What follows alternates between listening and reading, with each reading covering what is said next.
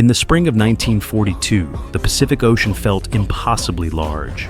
It stretched like a wounded horizon between continents, dotted with the broken silhouettes of ships still burning from the previous winter. For Americans who had survived Pearl Harbor, Wake Island, and the retreat from the Philippines, the war seemed to be drifting inexorably in one direction, toward defeat. The U.S. Navy remained afloat, but barely. Its pilots fought with courage, but often in aircraft that felt outmatched before the first burst of gunfire filled the sky. Across that same vast ocean, Imperial Japan rode the crest of its early victories.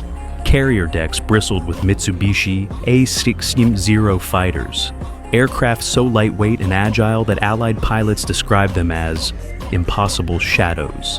In the opening months of the war, the Zero ruled the air with a deadly certainty. It could turn inside nearly every American fighter, climb faster, and stay in the air far longer. Squadrons in the South Pacific learned quickly that a dogfight fought on Japanese terms was a losing proposition. A lieutenant from a Marine squadron on Guadalcanal wrote home after his first encounter. "They were above us before we saw them. When they turned, they seemed to bend the sky." His words carried a quiet dread, not panic, but the unsettling realization that American aircraft design had fallen behind an adversary who had prepared for this war much earlier, with a ruthlessness disguised as elegance. By early summer, the mismatch was clear. American carriers could replace their losses, but pilots were not interchangeable. Every man shot down over the Coral Sea or lost in the Solomons carried with him irreplaceable experience. And so, the strategic question grew heavier. Could the United States afford to fight a war in the air with machines unable to match the enemy's strengths?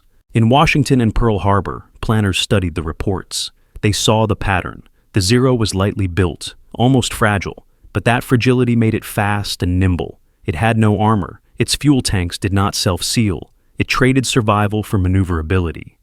Yet these trade-offs meant little to pilots caught in its turning arcs. Doctrine insisted that American aviators rely on discipline, coordinated formations, and the sturdy F4F Wildcat.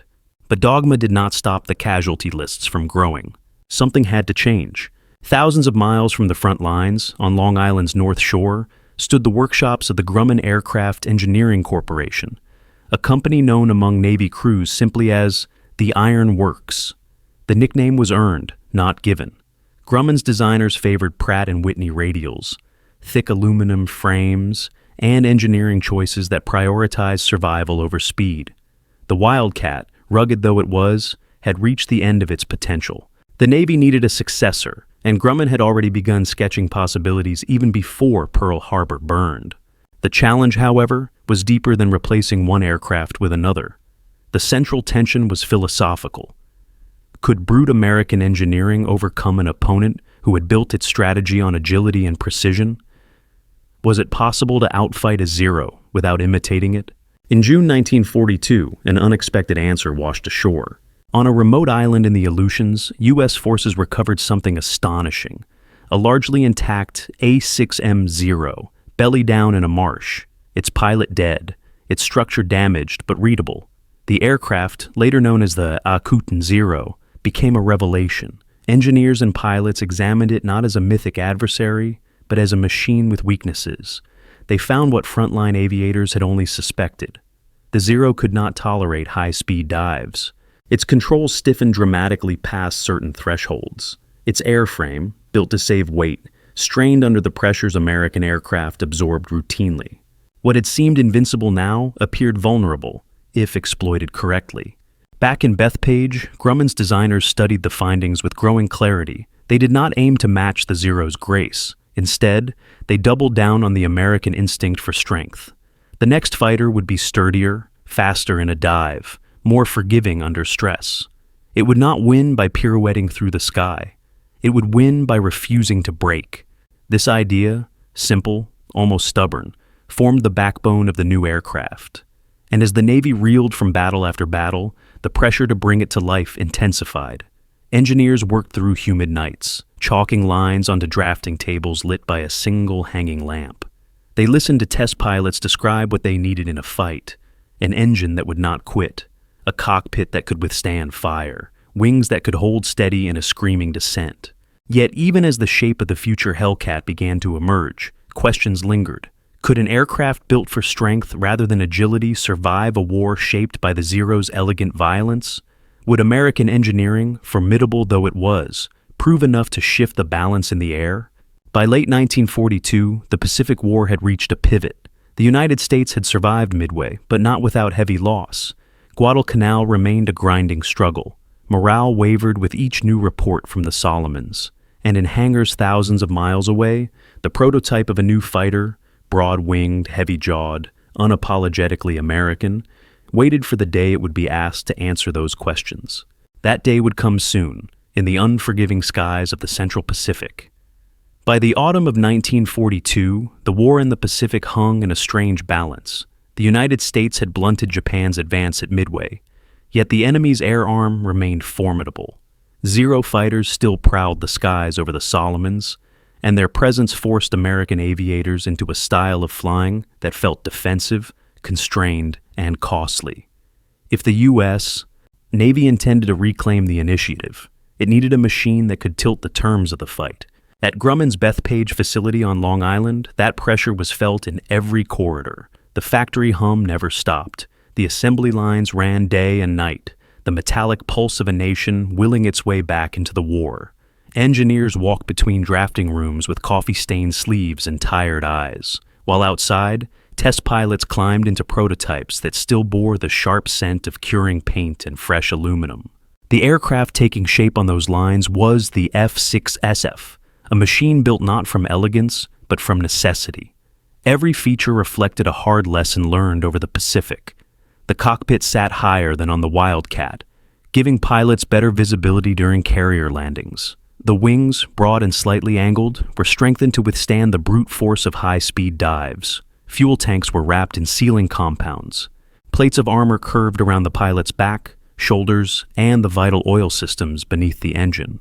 But the true heart of the Hellcat was the Pratt & Whitney R2800 Double Wasp, the same family of radial engines that powered the P-47 Thunderbolt.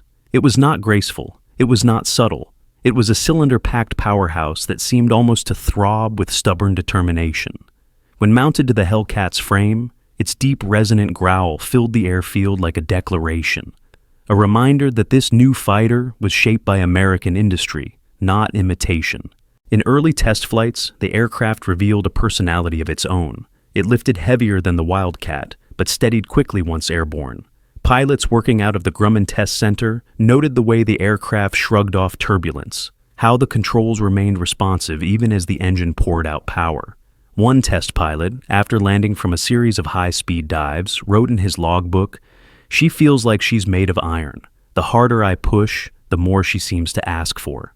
Yet the Hellcat's invisible advantage lay not only in its structure, but in the intelligence gleaned from the Akuten Zero. Engineers studied the captured aircraft meticulously, turning its vulnerabilities into guiding principles. They reinforced areas where the Zero's frame buckled under stress. They designed the Hellcat to accelerate beyond the Japanese fighter's safe limits. They tuned its engine response to give pilots a margin of escape, a window of raw thrust that could break the trap of a turning fight. As prototypes refined and the production line picked up pace, Grumman test pilots transitioned to Navy aviators, who brought with them the urgency of men who had seen combat. These were composite characters drawn from many real individuals, lieutenants from Guadalcanal, ensigns from carriers in the Coral Sea, veterans who had lost friends in the narrow turning circles where the Zero excelled. They carried stories of fights they could not win and tactics they hoped never to repeat. Their feedback shaped the Hellcat's final form. A lieutenant from VF9, after testing the aircraft, remarked, "It climbs strong, it dives true, and she can take a beating. That's all we've wanted since the first day we saw a Zero." His evaluation carried weight, and word of the Hellcat's promise traveled quickly through the naval aviation community. Still, there were doubts. Builders wondered whether brute strength could truly triumph over finesse. Could an aircraft built like a brawler outmatch a dancer in the sky?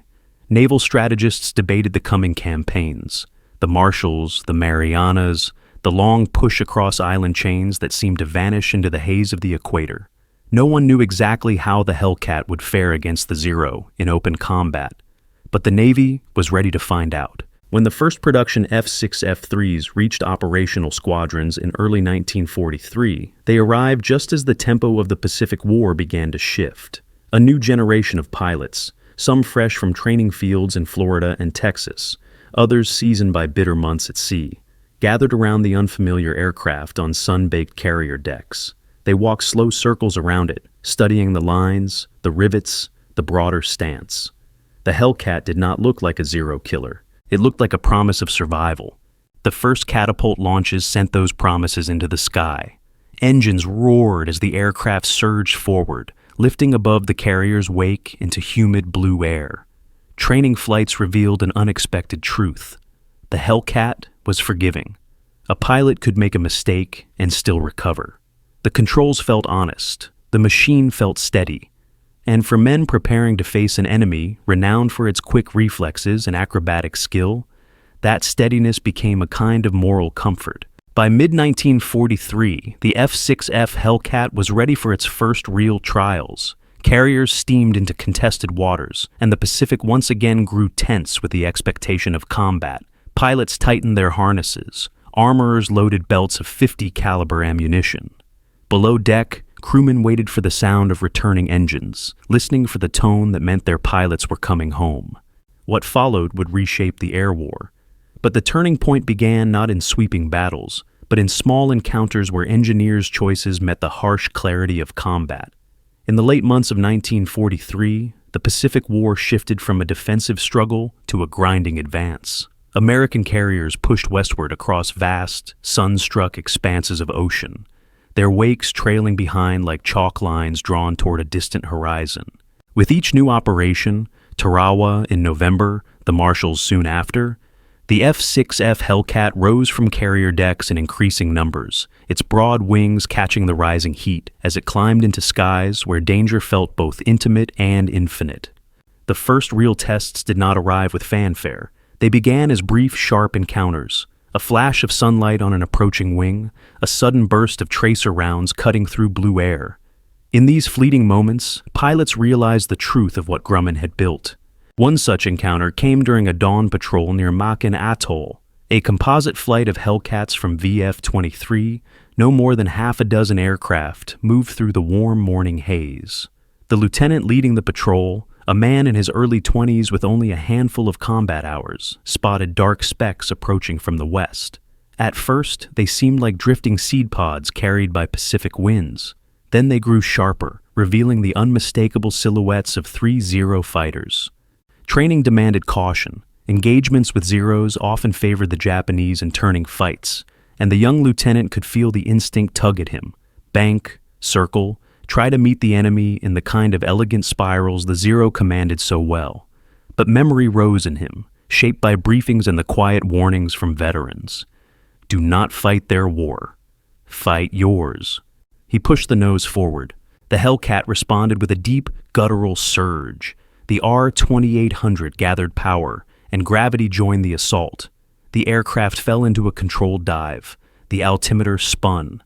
Wind hammered the canopy. In moments, the lieutenant was approaching speeds that would have torn the lighter Zero apart. One Japanese pilot attempted to follow, but broke away, his aircraft shuddering visibly as it neared structural limits. Another tried to climb above the dive path, but the Hellcat's momentum carried it upward too quickly for the Zero to intercept. The engagement lasted less than a minute. When the Hellcats regrouped, the lieutenant's breathing was shallow but steady. The 3 Zeros had disengaged, turning eastward toward the distant safety of the Marshalls. It was not a victory in the traditional sense. There were no explosions, no plumes of smoke drifting across the sea. But it marked a quiet turning point. For the first time, American pilots felt they could impose the terms of the fight. In the months that followed, such encounters multiplied. Reports filtered back to carrier intelligence rooms. Zeros failing to match Hellcats in high-speed dives, losing energy in climbs, struggling to absorb hits from the 6 .50 caliber guns that defined the Hellcat's strike. A pilot from VF-27 noted in his after-action report, "They come apart so suddenly. You fire, and pieces scatter before the engine even stops." The comment was clinical, not boastful, an acknowledgement of the Zero's design trade-offs. Still, it was not merely the Hellcat's firepower that made the difference. It was the aircraft's capacity to endure. During a strike over the Marshall Islands, a Hellcat from VF-2 absorbed blasts from a flak burst so close the pilot later described it as like flying into a furnace. Shrapnel tore holes through the control surfaces, and smoke seeped into the cockpit. For a moment, he considered bailing out, but the engine held, the instruments stabilized. The aircraft, wounded but functional, limped back to the carrier. Deck crew counted more than 100 punctures in the wings and fuselage. When the pilot stepped down the ladder, his legs trembled, but his voice remained calm. "She got me home," he said, a phrase repeated so often among Hellcat crews it began to feel like a quiet ritual. The capital test came during the campaign for the Marianas in June 1944. The skies above the Philippine Sea filled with the largest carrier battle in history. Swarms of Japanese aircraft, hundreds at a time, rose from distant bases and carriers in desperate waves. The American response was immediate and overwhelming. Hellcats launched in rapid succession, their catapults hissing like steam kettles as they hurled aircraft into the bright Pacific morning. What followed became known as the Great Marianas Turkey Shoot, a brutal lopsided contest in which the Hellcat's strengths crystallized into undeniable superiority. Zero formations approached in tight clusters, their pilots determined, their aircraft pushed to the limits of endurance. But the American fighters met them with speed, altitude, and disciplined firepower. Diving attacks shattered Japanese formations. Climbing passes erased the survivors. The Hellcat's rugged airframes absorbed hits that would have doomed lighter aircraft, allowing American pilots to return to the fight again and again. By nightfall, the scale of the victory was clear. Japanese losses were catastrophic. For the Americans, the battle confirmed what scattered skirmishes had suggested for months. The tide of the Pacific Air War had turned decisively. Yet, for those who fought, the moment felt less like triumph than relief. The kind of relief born from months of doubt, fear, and the slow accumulation of experience. The Hellcat had proven itself not as a miracle machine, but as a dependable partner in the brutal arithmetic of air combat. And with that proof came a new question. What would the cost of final victory be? By the early months of 1945, the Pacific War had entered its final and most punishing chapter. Across vast stretches of ocean, American carrier groups moved closer to Japan's home islands, their decks crowded with Hellcats whose paintwork had been dulled by salt air, sunlight, and the accumulated strain of 2 years of relentless combat. Beneath those wings lay a story written not only in victories, but in the quiet endurance of men and machines pushed to their limits. For pilots who had flown since the Solomons, the change in the air war was unmistakable. The Zero, once the terror of the Pacific, appeared less frequently, its numbers depleted, its veteran aviators gone. In their place came a mix of inexperienced flyers and increasingly desperate tactics. Kamikaze attacks emerged as a grim new reality. Hellcat pilots found themselves intercepting aircraft that no longer sought to survive the encounter. The sky became a place where the line between victory and survival blurred into a single, brutal duty: protect the fleet at all costs. A scene from the waters off Luzon captured the mood of the era. At dawn, with the sea calm as polished metal, radar operators aboard a carrier detected incoming bogies. A flight of Hellcats launched immediately, engines roaring through cool morning air. Among them was a young ensign who had joined the squadron only weeks earlier. As the formation climbed, the pilot saw shapes emerging from the horizon, Japanese aircraft flying low, steady, unnervingly direct. The ensuing clash was swift and violent. A kamikaze broke through the defensive fire and dove toward a destroyer screening the task force. The ensign, still untested in combat, pushed his Hellcat into a steep intercept. The two aircraft closed distance with terrifying speed. He fired a short burst, bright tracers stitching the air between them. The enemy plane shuddered, its wings sheared off, and it plunged into the sea. For a long moment, the ensign continued flying straight, the engine's vibration thrumming through his bones. When he finally spoke over the radio, his voice was level but shaken. He wasn't trying to evade, he said quietly. He was going to keep coming until someone stopped him. His words hung in the air long after the dogfight ended. Such encounters left a deep imprint on Hellcat veterans. They had trained for dogfights defined by maneuver, speed, and tactical choice.